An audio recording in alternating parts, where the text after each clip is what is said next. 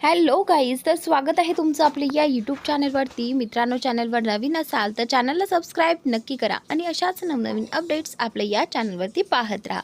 चला तर मग आपण पाहूयात सुना येती घरा या मालिकेचा आजचा धमाकेदार भाग. तर मित्रांनो, इथे आता शिवनाथकडे या प्रियंकाचे पप्पा आलेले असतात. तर आता ते प्रचंड भडकलेले असतात, कारण पद्माने त्यांचे खूप कान भरलेले आहेत. तर आता तो भडास इथे ते शिवनाथवरती काढत असतात. दोन मुले त्यांच्याकडे आली होती आणि त्यावेळी आता इथे शिवनाथ हे सगळं ऐकत असतात. तर आता शिवनाथ म्हणत असतात की हे पहा, तुम्हाला जे काही बोलायचं आहे ना ते अगदी तोंड सांभाळून बोला. तर त्यावेळी प्रियंकाचे पप्पा जे आहेत ते म्हणतात की एका अनाथाला काय समजून सांगणार ना, ज्या अनाथाने ज्या घरी काम करतात त्याच घरची मुलगी पळून नेली आणि अशा अनाथाला कशाची किंमत राहणार आहे.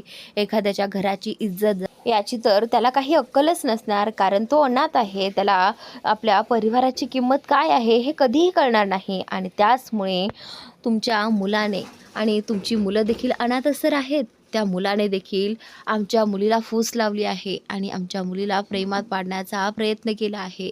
आणि त्याला तुमचीही फूस नक्कीच असणार आहे, कारण जसं तुम्ही श्रीमंत घरातली मुलगी पळून आणली तसंच आता तुमच्या मुलांनाही शिकवत असाल. तर आता इथे शिवनाथला असं ऐकल्यानंतर खूप राग येतो. तर त्याचनंतर प्रियंकाचे पप्पा जे आहेत ते खूप काही बोलून आता इथून निघून जातात. आणि इकडे शिवनाथला प्रचंड राघव आणि श्रीधरवरती राग आलेला असतो, कारण प्रियंकाच्या पप्पाने राघव आणि श्रीधरचं नाव घेतलेलं असतं आणि ते स्वतः स्थळासाठी माझ्याकडे आले होते, माझ्या मुलीचा हात मागण्यासाठी, हे देखील त्यांनी सांगितलं होतं.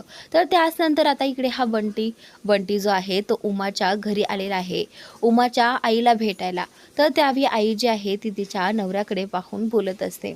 तर त्याचवेळी आता बंटी जो आहे तो आईला आवाज देतो. आई बोलते की बंटी तू इथे? तर त्यावेळी आता बंटी बोलतो की हो, हे घे. उमाताईने खरं तर हे लाडू देवळात जाऊन द्यायला सांगितले होते, पण मला असं वाटलं की हे घरच आपल्यासाठी देऊळ आहे, म्हणून हे लाडू मी तुला देण्यासाठी आलो आहे. तर त्याचवेळी आता आई उमाने दिलेले लाडू पाहून खूप खुश होते. तर त्याचनंतर आता हा जो बंटी आहे तो बोलतो की आई घे, हे बघ तुझ्या लाडक्या लेकीने बनवलेले. तर आता आई हे पाहून खुश तर होतेच, पण बंटीला विचारपूस करू लागते की तिकडे सगळं ठीक वगैरे आहे की नाही. तर आता बंटी बोलतं की हो हो, तिकडे सगळं ठीक आहे, तू काळजीच करू नको. तर ज्यावेळी बंटी आणि आई बोलत असतात ना, त्यावेळी पद्माने त्या दोघांना बोलताना पाहिलेलं आहे.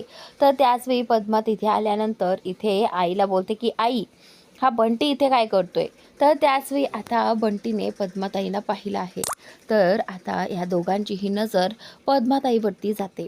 दोघेही घाबरतात. आता पद्माताई आली आहे म्हटल्यानंतर हे लाडू तर रस्त्यावर नक्कीच जाणार आणि हे लाडू दिले आहेत हे उमाताईला नक्की कळणार.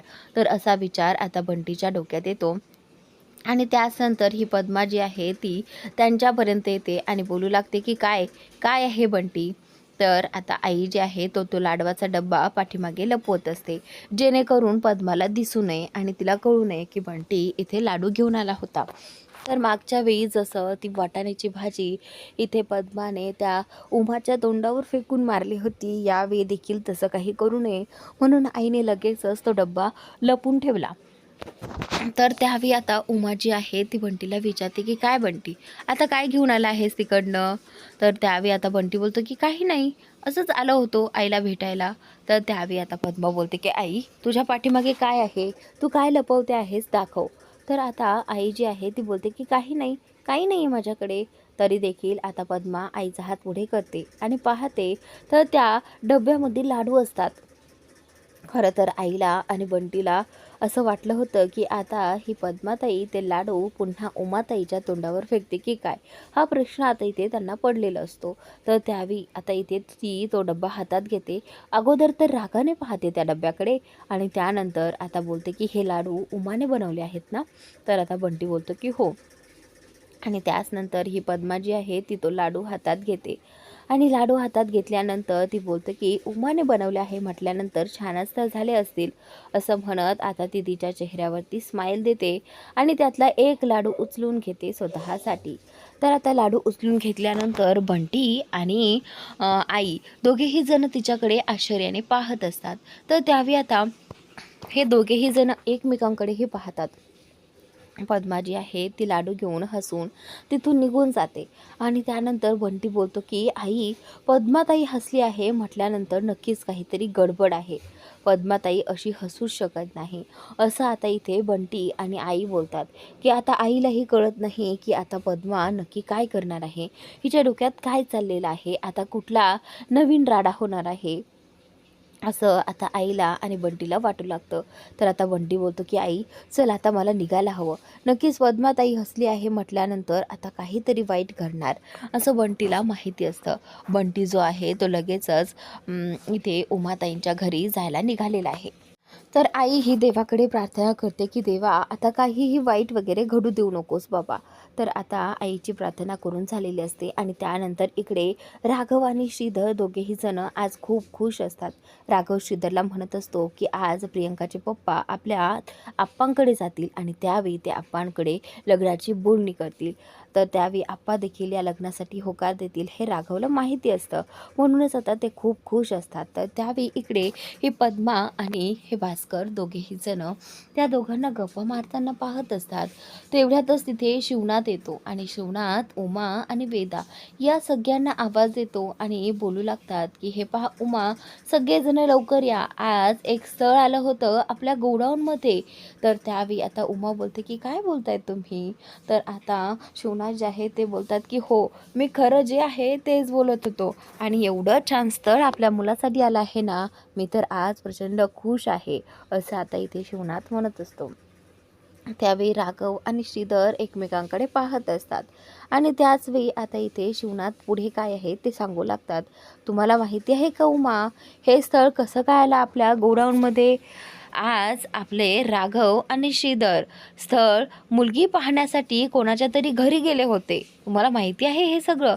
तर त्यावेळी आता इथे उमा राघव आणि श्रीधरकडे पाहते आणि आपल्या राघव आणि श्रीधरने एका मुलीचा हात देखील मागितला आहे आणि तेही त्यांच्या घरी जाऊन. तर आता हे ऐकल्यानंतर उमाला खूप मोठा धक्का बसतो की काय, राघव आणि श्रीधर कोणाच्या तरी घरी गेले होते. तर त्याचनंतर आता इथे हे शिवनाथ जे आहे ते बोलतात की एवढंच नाही, तर त्यांनी शिवनाथ पुढे सांगणार. तर राघव आणि श्रीधर कान देऊन ऐकत असतात की पुढे आप्पा काय म्हणतात. तर त्यावेळी आता आप्पांचा चेहरा बदलतो आणि आप्पा इथे उमाला सांगू लागतात की त्यांनी फक्त एवढंच बोलून शांत राहिले नाही ते उमा, त्यांनी माझा फार फार अपमान केला. त्यांनी मला काय काय बोललं आहे हे फक्त माधवलाच माहिती आहे. तर आता राघवला कळत नसतं की हे सगळं काय आहे, कारण ज्यावेळी ते घरी गेले होते त्यावेळी तर प्रियंकाचे पप्पा त्यांच्याशी नीट बोलले होते. तर त्यावेळी आता राघव जो आहे तो शिवनाथला सांगू लागतो की आप्पा, तुम्ही हे सगळं काय बोलत आहात. तर त्यावेळी आता इथे राघव सांगू लागतो की पण आप्पा, आम्ही त्यांच्या घरी गेलो होतो त्यावेळी तर ते आमच्याशी एकदम व्यवस्थित बोलले आणि त्यांना हे स्थळ मान्यही होतं, मग असं का बोलले ते. तर त्यावेळी आता इथे उमा जी आहे ती राघवला म्हणते की राघव आणि श्रीधर, तुम्ही दोघं असे कसे जाऊ शकता एखादी मुलगी पाहायला. तुम्हाला कधीही आमच्या दोघांचा विचार नाही आला का. तुमच्या मागे आम्ही दोघं आहोत, तुम्हाला मुली पाहण्यासाठी हेही तुमच्या ध्यानात आलं नाही. एक वेळेस तुम्हाला आम्हालाही सांगावंसं वाटलं नाही. तर त्यावेळी आता राघव जो आहे तो गप्प उभा राहतो आणि इकडे आता शिवनाथ जो आहे तो बोलू लागतो की त्या माणसाने तिथे गोडाऊनमध्ये येऊन सगळ्यांसमोर माझा अपमान केला आहे आणि तेही फक्त राघव आणि श्रीधरमुळे. का, काय कमी केलं होतं मी, सांगा ना मला. आतापर्यंत मी तुमचे सगळे लाड पुरवत आलो, हीच माझी चूक झाली का. तर आता इथे आप्पा जे आहेत ते मुलांना, राघवला आणि श्रीधरला विचारू लागतात की आतापर्यंत गावभर मी गावातल्या लोकांना सांगतो आहे की माझी मुलं खूप माझा मान ठेवतात, खूप अभिमान आहे माझ्या मुलांचा मला. तर आज माझ्या मुलांनीच माझ्या पाठीत खंजीर खुपसला आहे, माझ्या मुलांनीच मला फसवलं आहे. कारण मला सतत वाटायचं की माझी मुलं माझ्या शब्दाबाहेर नाही आहेत, पण आज त्यांनी काय केलं, माझ्या विरोधात जाऊन मला न सांगता त्यांनी एका स्वतः मुलीचा हात मागण्यासाठी एका ठिकाणी गेले. हे तुम्हाला कितीपत योग्य वाटतं, सांगा मला. मी गावभर सांगतो की माझी मुलांसाठी स्थळ मी पाहणार आहे आणि मुली मी शोधणार आहे, माझी मुलं माझ्या शब्दाच्या बाहेर नाहीत. आणि मग आज हे तुम्ही काय केलं. तर आता शिवनाथला या प्रश्नाचं उत्तर हवं असतं. खरं तर उमालाही राघव आणि श्रीधरचा राग आलेला असतो, जसं ह्यांच्या पाठीमागे कुणी पाहायला नाहीच आहे. अशा पद्धतीने राघव आणि श्रीधर मुलीचा हात मागण्यासाठी त्यांच्या घरी गेले. तर आता उमा राघव आणि श्रीधरवरती ओरडू लागते, का केलं तुम्ही असं? एकदाही तुम्हाला तुमच्या आप्पांचा आणि माझा विचार तुमच्या मनात आला नाही का? तर त्यावेळी आता इकडे ही जी पद्मा आहे, पद्मा बोलते की तसं पाहिलं तर हे लाडू खूप छान झालेत बरं का, अगदी गोड, अगदी तोंड गोड करावं असंच झाले आहेत. कारण इथे पद्माला खूप छान वाटत असतं की यांच्या घरामध्ये वाद सुरू आहेत आणि तेही जे अभिमानी मुलं आहेत ना, त्यांच्यामुळे आज शिवनाथची मान खाली घालावी लागली आहे. आणि म्हणूनच पद्मा आज बोलते आहे की हे लाडू एकदम तोंड गोड करावे असेच झाले आहेत. तर आता उमाला कळतं की पद्मा मुद्दामून हे सगळं इथे बोलत आहे. तर त्यानंतर उमा पद्माच्या बोलण्याकडे लक्ष देत नाही, पण ती राघवला आणि श्रीधरला जाब विचारत असते की तुम्ही हे सगळं का केलं? का तुमच्या मनात एकदाही आमचा विचार आला नाहीत? काय कमी पडलोत आम्ही तुमच्यासाठी करण्यासाठी? तर आता इथे राघव जो आहे तो बोलतो की नाही आई आणि आप्पा, खरं तर आमचं चुकलंच. तुम्ही आमच्यासाठी काहीच कमी केलं नाही आहे. आम्हाला माहीत आहे आमच्या सर्वांवर सगळ्यात जास्त प्रेम कोण करत असेल तर ते तुम्ही दोघं आहात. पण आई, त्या मुलीच्या घरचे मुलीसाठी स्थळ पाहत होते आणि लवकरच तिचं लग्नही लावून देणार होते. म्हणूनच आमच्या डोक्यात आलं की आम्ही हे आप्पांना सांगू शकत नाही. म्हणून आम्ही स्वतःच त्या मुलीचा हात मागण्यासाठी तिथे गेलो आणि मीच श्रीधरला म्हटलं की ते नक्की ऐकतील, म्हणून श्रीधरही माझ्यासोबत आला. तर त्यावेळी आता इथे आपणना दिसते की हे सगळं फक्त राघवमुळे झालं आहे. श्रीची तर अशी एवढी हिंमत होणार नाही की तो एखाद्या मुलीचा हात मागेल. पण त्यावेळी आपणना कळत आहे की श्री एका मुलीच्या प्रेमात आहे. तर त्यावेळी आता इथे आपण जे आहे ते बोलू लागतात की उमा, या मुलांनी ना आता सगळं काही केलं आहे. जे आपल्याला हवं नको ते सगळं काही काय ठेवलं आहे. माझी इज्जत सगळ्यासमोर घालवली. अनाथ म्हणून नेहमी माझा अपमान केला आहे आणि मी अनाथ आहे म्हणून मी मुलींना फसवायची फूस लावतो आहे आणि हेच मी मुलांना शिकवलं आहे असं बोलून गेले ते, असा अपमान करून गेले ते माझा गोडाऊनमध्ये. आणि हे सगळं माधवने पाहिलं आहे. माधवला विचारा जरा, तर आता माधवलाही राग आलेला असतो. खरं तर माधवलाही आपणचा असा झालेला अपमान सहन होत नाही. पण त्यावेळी आता इकडे राघव जो आहे तो बोलतो की आम्हाला वाटलं नव्हतं की आप्पा ते असा अपमान तुमचा करतील, कारण ते आमच्याशी अगदी सभ्यपणे तिथे बोलले आणि त्यांच्या मुलीचाही हात त्या आपल्या श्रीधरला द्यायला तयार झाले होते. मग हे असं का बोलले ते आम्हालाही कळत नाही.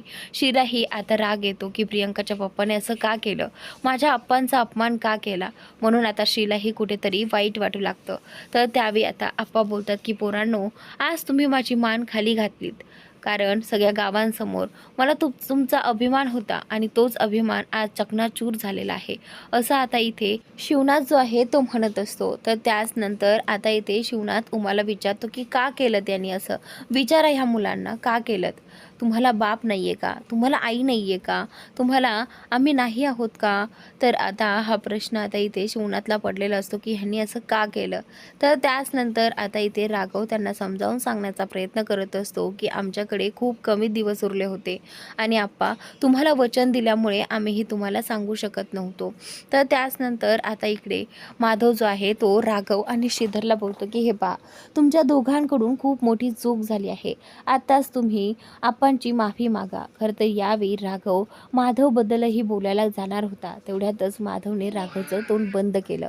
कारण आपण आधीच एवढा त्रास होतो आहे आणि जर माझ्याबद्दल आपण कळालं तर किती त्रास होईल या गोष्टीचा माधवने विचार केला आहे. तर त्याच नंतर आता ही पद्मा जी आहे ती आता हे सगळं पाहत असते आणि शिवनाथला माहीतच आहे की आता ही पद्मा काही केल्या गप्प बसणार नाही. तर आता त्याचा किती अपमान करून सोडेल हे शिवनाथला माहिती असतं. राघव शिवनाथला सांगण्याचा प्रयत्न करत असतो की आप्पा, हे आम्ही सगळं काही मुद्दामून नाही केलं. श्रीचं त्या मुलीवरती प्रचंड प्रेम होतं आणि त्या मुलीचं लग्न जमणार होतं. आमच्याकडे दुसरा कुठलाही पर्याय नव्हता, म्हणूनच आम्ही तिथे बोलणी करण्यासाठी गेलो होतो. बाकी दुसरा कुठलाही विषय आमच्या मनात नव्हता. तर त्याच नंतर आता इथे आप्पा जे आहे ते राघवचं सगळं काही बोलणं ऐकून घेतात आणि त्यानंतर आता इथे राघव कुठेतरी इमोशनली त्यांना, मला श्रीधरला अशा अवस्थेत पाहवलं नाही, म्हणूनच मीच त्याला घेऊन तिथे गेलो होतो. तर त्यावेळी आई जी आहे ती श्रीधरकडे पाहू लागते की श्रीधरचंही एका मुलीवरती प्रेम आहे. म्हटल्यानंतर आईलाही खूप मोठा धक्का बसतो.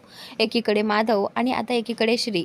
तर आता श्री जो आहे तो बोलतो की आप्पा, तुम्ही जर म्हणत असाल तर मी उद्यापासून तिचं तोंडही पाहणार नाही आणि एका शब्दानेही तिला बोलणार नाही, पण आम्हाला माफ करा, आमच्याकडून चूक झाली, असं आता श्रीधर इथे आप्पांना म्हणू लागतो. कुठेतरी राघवचं बोलणं आता आप्पांना पटायला लागलं होतं.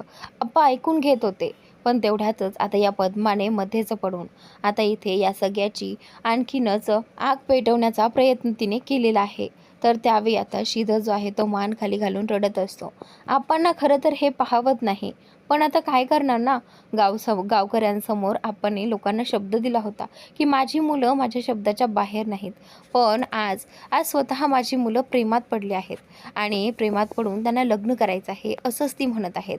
तर त्यावेळी आता इथे आप्पा जे आहेत ते ऐकून घेतात, मान खाली घालून उभे राहिलेले असतात, कारण त्यांचा खरंच इथे अपमान झालेला असतो. तर त्यानंतर आता ही जी काही पद्मा आहे ना, ती बोलू लागते की काय रे शिवनाथ, हाच का तो तुझा अभिमान जो की तुझ्या शब्दाचे बाहेर नव्हता?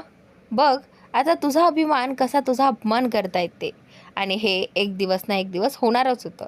आणि मी तुला सतत सांगत होते, पण तुला खूप माज ना या अभिमानाचा. बघ तुझा कसा माज उतरवला यांनी, असं आता इथे पद्मा म्हणत असते. तर त्यावेळी आता शिवनाथ तिला एकही उत्तर देत नाही. इथे राघवला या पद्माचा खूप राग येतो. मुद्दामून हे पद्मा या सगळ्या तेल ओतण्याचं काम करत असते. आप्पांना चीड येते. आप्पा जे आहे ते तिथून निघून जाऊ लागतात.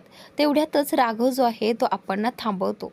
आप्पांना बोलू लागतो की आप्पा, आज आमच्याकडनं एक चूक झाली आहे आप्पा, पण ती चूक तुम्ही लक्षात घ्या ना, ही चूक आम्ही का केली, प्लीज तेवढं समजून घ्या. तर त्यावेळी राघव बोलतो की आप्पा, फक्त तुमच्या आग्रहाखातर आणि तुमच्या शब्दाखातर आम्ही प्रेमविवाह नाही करायचा का? हे कुठपर्यंत बरोबर आहे आप्पा? असं आता इथे राघव आप्पांना म्हणत असतो. कुठेतरी आप्पांनाही ते पटायला लागतं, पण आता शब्दाखातर, आप्पांच्या शब्दाखातर मुलांनी प्रेम करू नये असं आप्पांनी सांगितलं होतं, पण त्याचं प्रेम जे आहे ते आप्पांना सांगण्याच्या आधीच झालेलं होतं आणि हे राघवला माहिती होतं. पण आता कुठेतरी उमालाही वाटू लागतं की हे सगळं चुकीचं आहे. उमा बोलते की प्रेम करणं चुकीचं नाही आहे राघव, हे बघ आप्पा फक्त या गोष्टीला का विरोध करताय ते तुम्ही समजून घ्या ना बाळांनो. उमा मुलांना समजावून सांगण्याचा प्रयत्न करत असते. उमा बोलते की मुलांनो, आम्ही प्रेमविवाह केला म्हणून आज आम्ही आमची नाती गमावली आहेत, आणि कुठेतरी आपणही असंच वाटू लागतं की आमच्यामुळे, म्हणजेच आमच्यासारखी नाती तुम्हीही गमवावी नाहीत. चांगल्या माणसांना तुम्हाला गमवावं लागेल, असं तुमच्या आयुष्यात घडू नये म्हणूनच आपण या प्रेमविवाहाच्या विरोधात आहेत, बाकी काहीच नाही. आपण जे सहन केले ते तुम्हाला सहन करायला लागू नये म्हणून आपण या प्रेमविवाहाच्या विरोधात आहेत, म्हणून आपण हे तुमच्याकडून वचन घेतलं. तर त्यावेळी आता राघव बोलतो की हो ठीक आहे, मला माहीत आहे, पण प्रेम होणं ही गोष्ट आपल्या हातात नसते आई. तर त्यावेळी आता इथे आई जी आहे आणि आप्पा जे आहेत ते राघवचं बोलणं ऐकून तिथून जातात खरं, पण आता शिवनाच्या मनातून ही गोष्ट जाणार नाही की आपला श्रीधर एका मुलीच्या प्रेमात आहे. तर त्यावेळी आता त्यांच्या मनातून हे देखील जाणार नाही की पद्मा कशी त्यांना टोमणे मारत होती आणि त्यांचा मान अभिमान कसं सगळं काही काढत होती. तर आता या गोष्टीमुळे आपण खूप त्रास होणार. श्रीधर जो आहे तो आणखीनही मान खाली घालून उभा राहिलेला असतो आणि इकडे आप्पा तिथून निघून जातात. आणि ही पद्मा जी आहे ती भास्करकडे पाहून म्हणत असते की आपल्याला जे काही हवं होतं ते आज सहजासहजी मिळालं आहे. तर त्याच नंतर आता इकडे श्रीधर जो आहे त्याला खूप वाईट वाटत असतं त्याच्याकडनं जी काही झालं आहे. म्हणजे खरं तर प्रियंकाच्या पप्पाने आप्पांचा अपमान केला आणि त्याने प्रेम केलं, याचाच त्याला आता पश्चाताप होत आहे.